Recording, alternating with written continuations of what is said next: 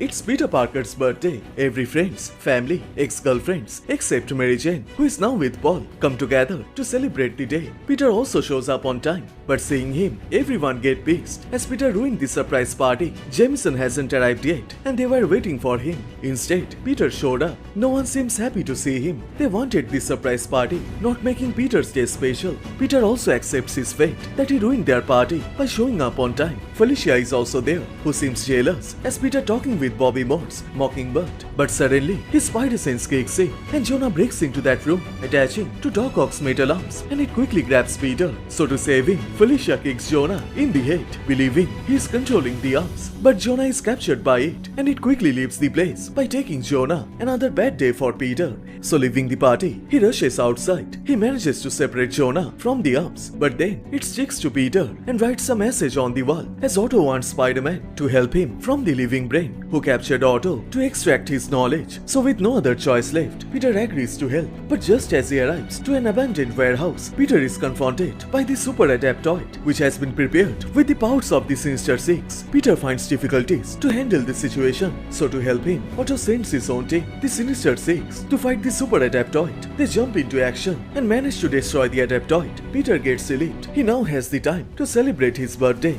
but his happiness didn't last long as the Sinister Six jump on Peter and the living brain to kill them both. Kraven, Vulture, Electro, Mysterio, and Otto, they all did the heavy blows. Only Sandman backs off as he doesn't want to hit Spidey, and in the end, Otto approaches Peter and proceeds to make the finishing blow. But before he could kill Spidey, Otto's arm stops in the midway. It denies Otto's commands. It has consciousness and also loves Peter, and it pisses off Otto. And then the other villains prepared to get their victory by killing Spider-Man. But they all get stopped by the living brain. He becomes impressed by Spidey's bravery. He was ready to give his own life to protect him from the Sinister Six. So in return, he captures the villains and sends them far away from that place. Peter realizes the living brain may cause more trouble, so he decides to shut him down, and he also assures him to bring him to a safe place where no one can hurt him. But before unplugging the god, living brain says, "Happy birthday, Peter."